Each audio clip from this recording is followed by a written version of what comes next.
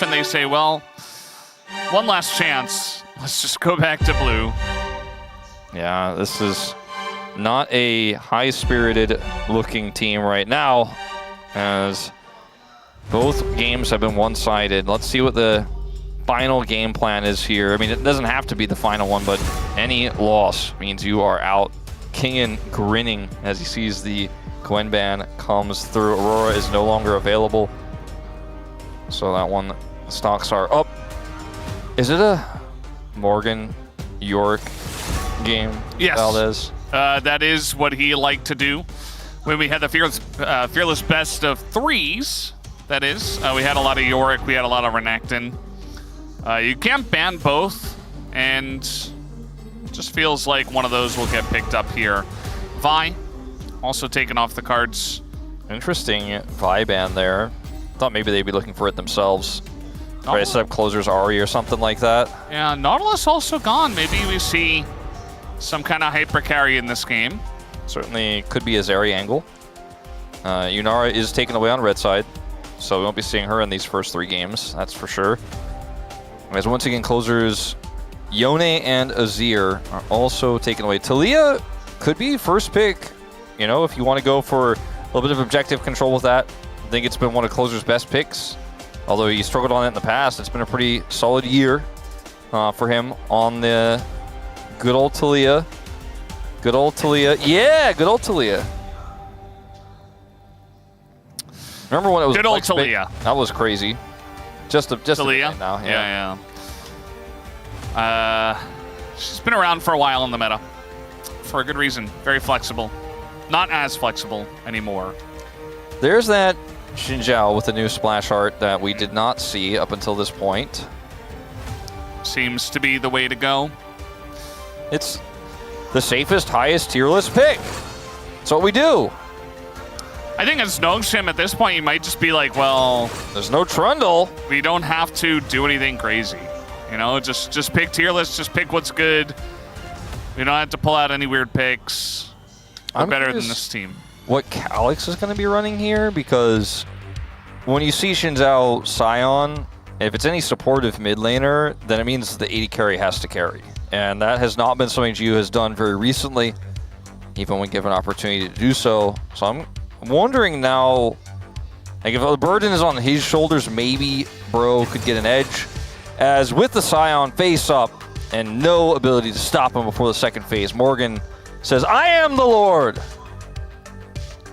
That's what he said really loudly, and so Kroko knew what to do, and he locked the Renekton there. Didn't say what pick he wanted, just said, I am the Lord. Sivir gonna come out here. This seems like a relatively, you know, high tier list pick. It's not gonna get you your jungle, though, before the second phase with the Xin Zhao face up here on the side of Nongshim, so Kroko might struggle in this one. The Ahri consideration here, I don't think it's a great Ahri angle. The Akali into Taliyah has been kind of a recent favorite, although Taliyah generally likes both of these matchups. And will be the Ahri ultimately. That's not terrible with Xin Zhao, but you know, it's not the most iconic Ahri pairing. Like Viego is much more well-known. The Vi that's banned obviously much more well-known. It still can work well. But that's not consistent damage unless you get really accelerated. So again, Jiu is going to be the one who has to pick up the slack in terms of damage later on. Don't drop that notebook. Otherwise, how are you going to know what Jiu's going to play later? Sejuani. Wow. And with the Renekton, it makes sense. It's a classic. We haven't seen it in a while. I don't think they'll be banning Nidalee, though, this time around. Yeah, I mean, as we get deeper and deeper into Fearless here, I'm definitely going to be seeing some weird picks. I took a look at Challengers where they started before us in their play-ins, and they've already had, you know, Kiana jungle. They had Smolder mid. They had Mel 80 carry. So lots of weird stuff. Those are mostly in Game 4 and Game 5, those picks that I mentioned. We'll see if we even make it there. Lulu ban, kind of alluding to a potential Zeri or something like that, where the Lulu can empower you in lane. Can be very annoying to deal with as the Sivir, where you want to have control, and becomes a secondary form of engage. You know, the Xin Zhao becomes better engaged with that knock-up. Even the Ahri can get value out of it, so a lot of flexibility with that. And Lehend is really good at it. As Rakan is taken away instead of a jungle pick, showcasing they have no intention of playing that themselves. So, again, it's possible it's Talia jungle, right? But that's not really the AP junglers that got buffed last patch, where we weren't even seeing them anyways. I don't think this is going to be a funny business moment here for Bro.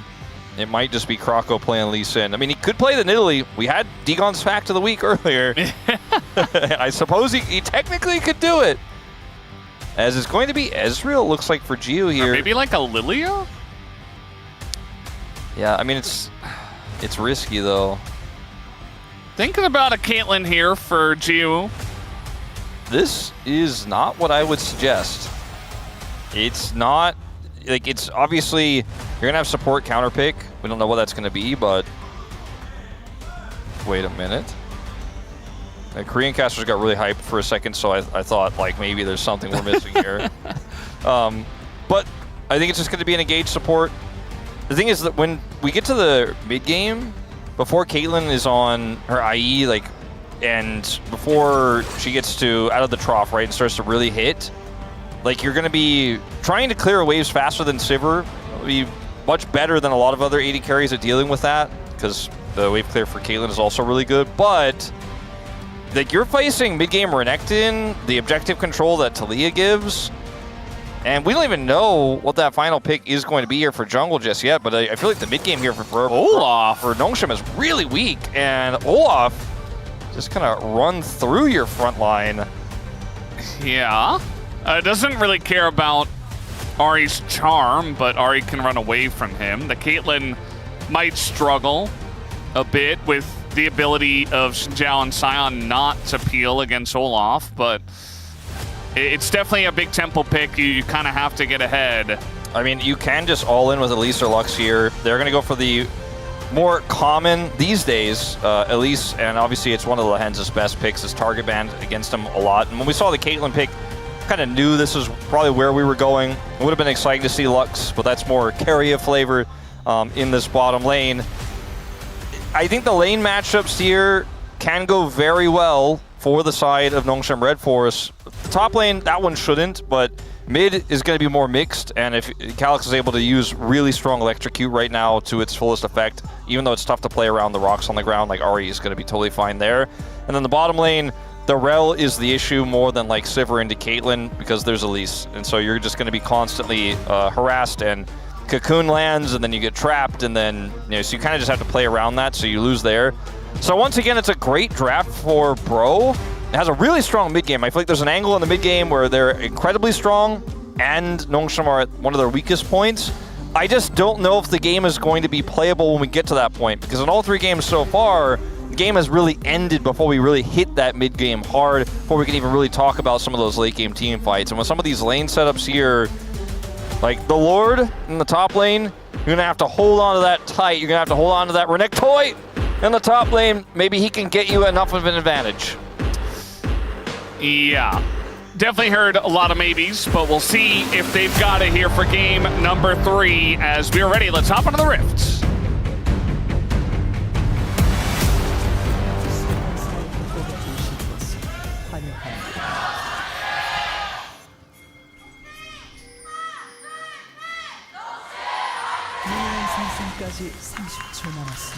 All right, let's go. Level 1. Invading the jungle already. Palu? Okay. Just saying hello. And just identifying that they did just immediately file one by one back into the river. And how much information Bro was able to see in that quick moment, but I think we're very aware of what was happening. You can see as a result, Morgan goes deep in the jungle, drops a ward. And Nongshim are looking like they want to start some potential vertical jungling here. They have tons of vision. And because they have bottom side pro, it can be very annoying to deal with. And we'll see Kingin. Like with Sion shenanigans at level 1-2, there's a lot that we could discuss that could have happened, but won't be happening here. And Gideon will start this Raptor camp on vision. So Kroko is aware of it and will be able to react accordingly. Very important ward there. Yeah. See what this looks like. Trying to get in and steal some Raptors. Let's see if he did. Nope. Level 2 going to be hit here by Gideon. He's going to get to work on the red buff as Lahen's going on in, actually. He's got the Ignite now. Avoids the engage from Palu. He's still level 1 elite, so he takes a bunch of damage, but there's only so much that Palu can do. Kroko going to come over here, and it kind of comes down to a smite fight at this point, as it is getting pretty low, and it will go the way of Kroko, but in goes Gideon. Palu is over here, and you're up against an Olaf. And now over the wall he comes to flash away, but Gideon in a lot of trouble. First blood goes over to Kroko, and now Lahen's baited into it, and he's going to go down as well. Even burns his flash as Jiwoo also baited into it. Has to flash over the wall himself. Straight onto a trap goes Hype, but the damage isn't there. It's 3 kills for Bro. Bit of a disaster for Nongshim here in this third game. Everything going wrong after really trying to hold on to red buff there into the Olaf. I mean, I don't think this was necessarily going to work, and they didn't get backup until very late. So Gideon goes in here. Look at where his teammates are. Lahen's is so far away, and he thinks he can get back over in time. Palu gets over the wall here. You get the kill. This is a tragedy, the flash after Repel. Yeah, so he flashes, still dies, and then Jiwoo flashes. He gets 2 flashes in return, but I think they are right and worth in all chat because Bro end up getting such a massive lead for their bottom lane and for their jungle out of this. They're still playing into Elise in the bottom lane with Arel, so that's not going to translate into you suddenly win this lane very quickly, but it is way more than they would have ever hoped for in this 2v2 otherwise. Lens has played 12 games of Elise. He definitely has had a lot of fun on this pick. Even 5 wins. And Nongshim, again, they don't have a lot of wins. They didn't have any series wins in rounds 3 to 5, but also Charm's going to land here from Calix. He's definitely doing some good work in the mid lane, so that's going well for the side of Nongshim. Bot lane still has the Prio. Ari can snowball so well with Electrocute, it's crazy. As Lens is looking for part 2. Right, the last time we saw Olaf was 886 days ago. Peanut against Owner in a loss. Yeah, and playoffs as well. Big game there. Peanut risked it for. Working well for Kroko so far, as Lens is seen on this ward, and they're still not going to be able to win this battle into ranged Elise. Flashes down for everyone. And we do have both mid laners TPing, so that advantage has been reset. As Renekton is winning a lot. And it is the Lord. It's the Lord, and it's also Doran and Keen. And Shu, even on that list. Alongside a clear. Yeah, I think the total was 12 and 5 across the board, so 5-game winning streak, but also a very high win rate. And, you know, you look at the lead that Bro have now in this bottom lane, the coal that's purchased, how free it's going to be once you get out of this 2v2 for Hype to farm. And that mid game I was talking about starts to feel really good right now. See what is bought by Jiwoo on his first back. How much money he's sitting on. Going to be able to get that big buy that you often get with Caitlyn when you get a massive lead in the lane. Just buys Greaves, which is significant. More stats than Cole, I can tell you that much. He's going to lose a lot of farm actually top side on this timing, while Kingen will TP bottom and get most of that wave. Looks like it's a counter wave top side, so yeah, few minions will go over, but this is not the Caitlyn dominance that you want to normally be seeing when you go Caitlyn Elise. Yeah, just feels bad, you know, that early play to set them so far behind in terms of where they could have been. Like, it feels mostly even, but could have just been a big lead. Lahen's trying to hold the wave here for Calix, and he will be able to. His pants are just too thick. Can't break through. Yeah. And we're going to try again. Caught on fruit. Nearly caught on fruit. Ooh. Yeah. Meanwhile, we got a trade from the top laners. We saw a lot of this action in the last game. A much more interesting 1v1, I would say, in terms of the champions that were selected in the last game. For sure. The Renekton should be able to generate pretty significant advantages here, but it's not like you have kill pressure unless the Scion makes a mistake. And you have to respect the Scion's level 6. And the Bomby Cinder that will eventually wear you down in those longer exchanges, where sometimes the jungler can show up. You think you are starting to put that pressure on the Scion, it takes you so long to kill him.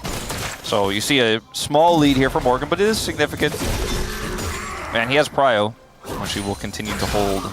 Big wave crashing.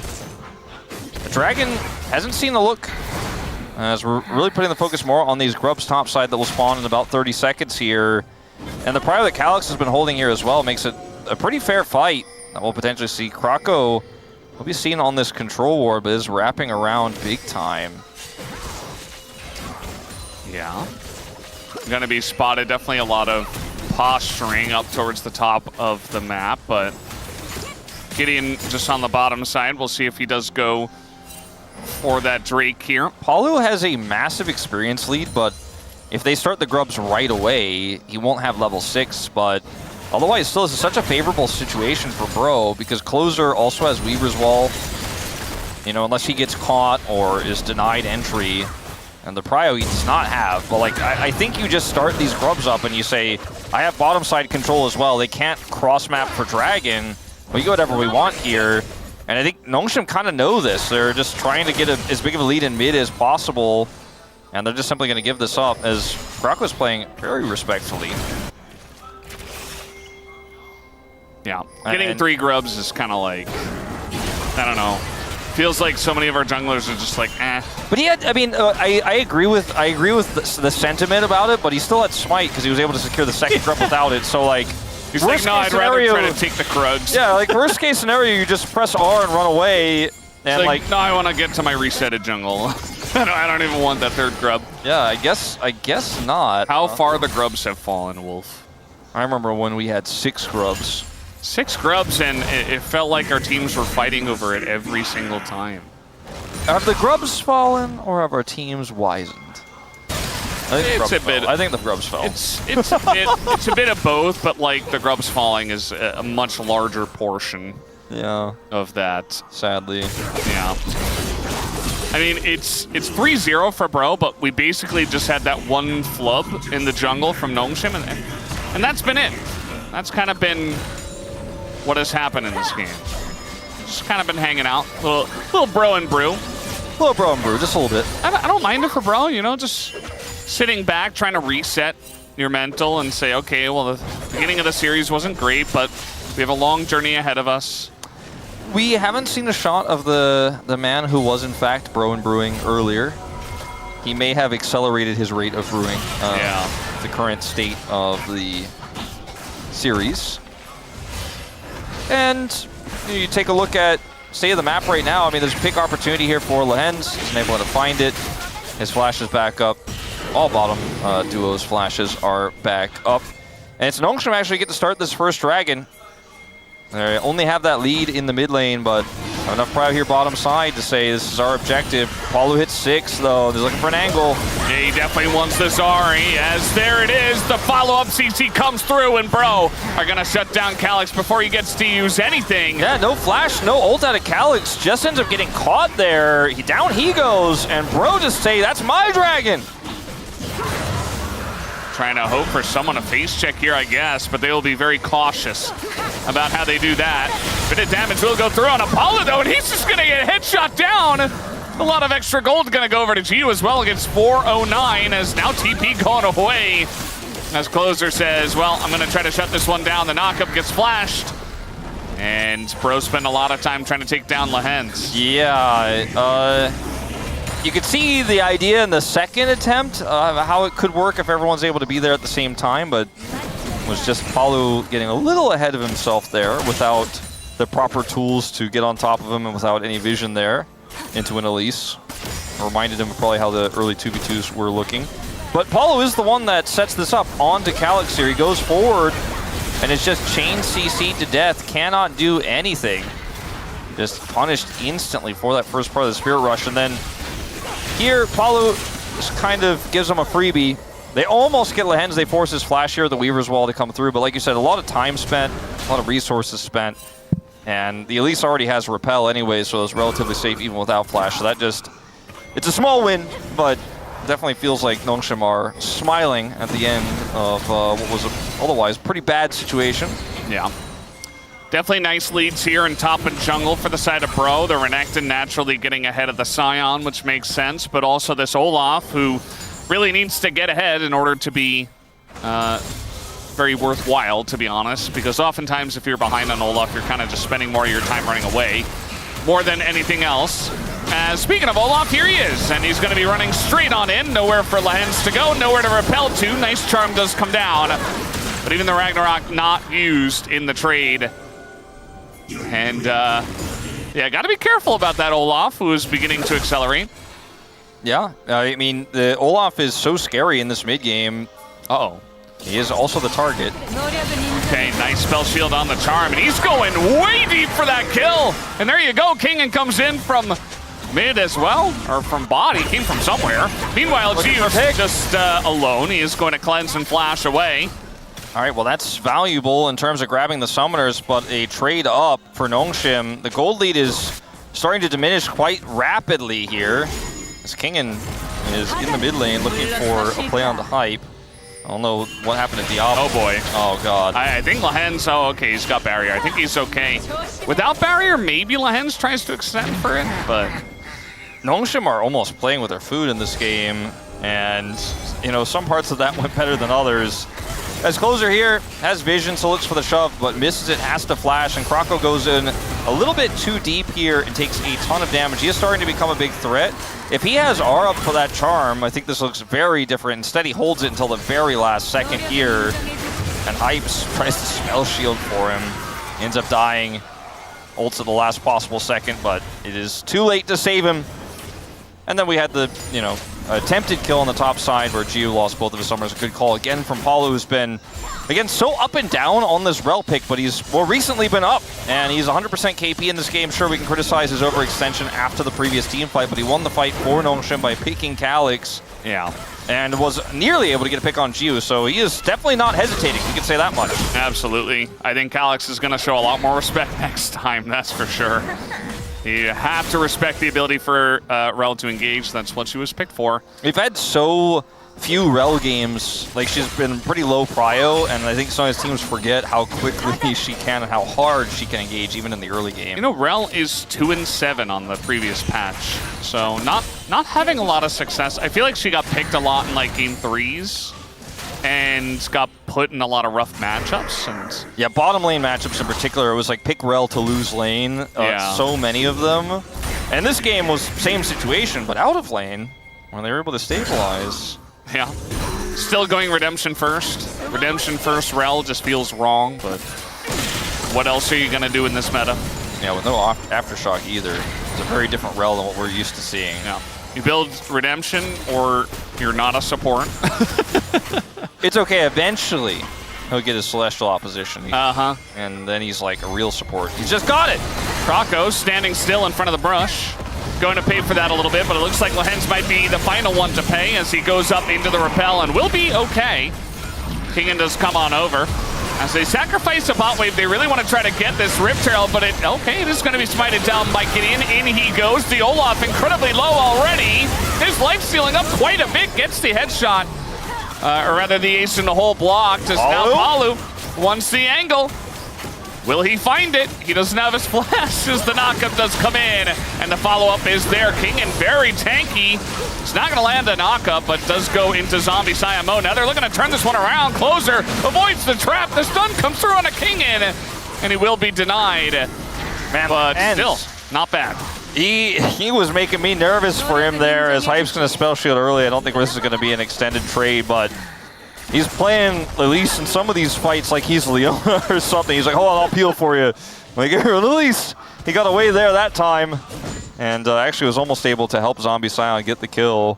But this is starting to look like we're making it to 4, Valdez, as these fights just continue to be so well played out for Bro. And this is kind of the mid-game I was talking about. We're kind of approaching now where Nongshim's composition is at arguably its weakest point here. Like, King and ults into a Delio wall. Calyx on the other side. They could have collapsed onto Calyx, but they wanted to instead play for the Smite, which doesn't go their way. But look at how split this fight is. Even though Morgan loses almost all of his health bar, he's able to keep the support and the top laner out of the fight. The Ahri was isolated on her own on the flank, and this was not a coordinated setup for Nongshim at all. And when you have the ability to simply set up 1 CC into 2 CC into 3 CC and turn this into a pick comp in these early skirmishes, that's exactly what Bro's going to do. His closer nearly loses his life in the follow-up there, but is able to get out.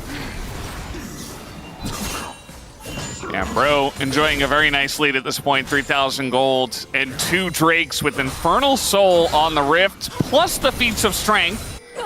And you've got Olaf, so everything's just looking very good for their side. They scale up very well with the Sivir at least. So, you know, not even suffering from like a draft issue or anything like that. Kingen just straight up tanking damage to get the wave. He's like, that's fine. Just Scion things, yeah. Get electrocuted. Electrocute did do a smidgen of damage. Charm avoided.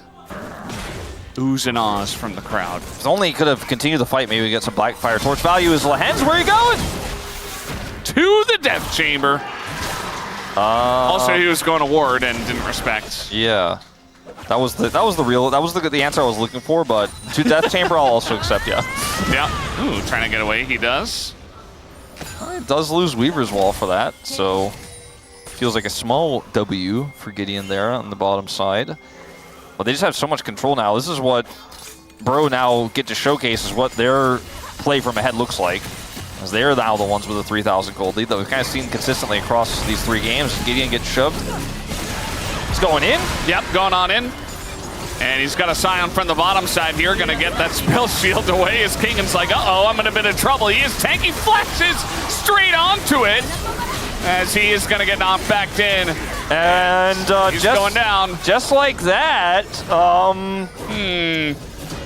this game is starting to look like we might be fast approaching a series? Yeah, a series that might come on our hands. I was going to say what we like to call in the business insurmountable lead, Valdez. We may uncomebackable. Yeah, uncomebackable is another colloquial term, as Calyx is getting collapsed on now. Gets the charm. That'll buy him some time. He's got a turret here. There is, or what's left of it, an Olaf in the brush, plus Palu, who just TP'd in. Nice charm to try to buy some time, but Calyx, he's only got flash and he's not going to use it. There's no reason to. He knows he's dead. Trying to greed around the turret, he does get punished. I mean, some of these moments for Nongshim I can totally accept. Wants to try to defend the turret there, thinks maybe his teammates can rotate over, but they're not in a position to do so. As Gideon is going to find some friends, and he does not have his ult. He is going to get blown up. They were just over there, and they still are, and you don't have a support. You have a 0-3 at least. We got Rocket Belt at least. And it looks like Valdez, you know, Bro's early game worked out in the Nongshim's mid game, where I said they were kind of, you know, this can be a little bit of a weakness. I don't know if it's really about the comp for what's happening. Like Nongshim were, after they started to fall behind, they were looking forward to game 4. Like, I think they know that they're in a really bad situation. They look for some of those picks like the King and ult in the mid lane. Like, maybe we catch closer. He doesn't have Weaver's Wall. I don't know why they thought that would be a weakness, and I don't think that's really what they were thinking about. But he's like pretty far up in the lane. Maybe we can get him with that ult from Kingen. And then Kingen dies, and they're just disrespecting Bro a lot here in this game. And now, I mean, it's a 6,000 gold. It was 3,200. They've doubled that. The graph, as you can see, is showcasing that in a different form. And now I don't know if you come back with this Ahri comp from this far down. I don't even know if they realize what's going on here. The flash and the Spirit Rush is going to get them away. Gideon is quite literally hiding and hoping not to find anyone. Lehens is going to go spider form, just try to get away from this one as he tries to get over the wall, and that he will. Certainly kind of, I don't know what they're doing, but they're certainly not backing down from the fight. They're certainly annoying Bro a little bit here. Yeah, they definitely are. Nice flank here from the side of Palu. Nice flash to the disengaged cone, and this Olaf is gigantic, but the damage is coming in. Redemption saves his life. Giu, just a little bit too low, doesn't quite have the damage, gets 1 kill, but only the 1. And that is going to be the end of that team fight as Lehens desperately trying to join it from the left side. Do they kill King? And is the only question. The answer looks like very much yes. And Bro running away with this game. They get the punishment again. I mean, Nongshim we're joking about they're trying to annoy them. It doesn't look like we can really figure out what they're trying to do, but they're looking for picks. They're trying to catch, one rogue member alone, getting cocooned, and then maybe you follow up. But it looks like President Paulo is up for re-election, Valdez, in this game. His rail performance has been phenomenal. Gets the full wrap around here, uses that control vision, and they collapse through, and Lehens is on the wrong side of the rift. The follow-up here is instant. And all it takes is one form of CC, then you just link them all together. Closer down here on the bottom side gets the full collapse through. And then Hype is doing so much work. He's accelerated on this Sivir. And Nongshim's comp, it's so reliant on front to backing, and Bro just keep catching them off guard, completely split. Or they're trying to force fights themselves with this comp that really needs the front to back. And the at least part of the front to back isn't really, that's not a part of the thing. It wins you lane, but yeah. At least hiding on red buff brush is not really the angle for coming back in this one. I don't know if there is an angle.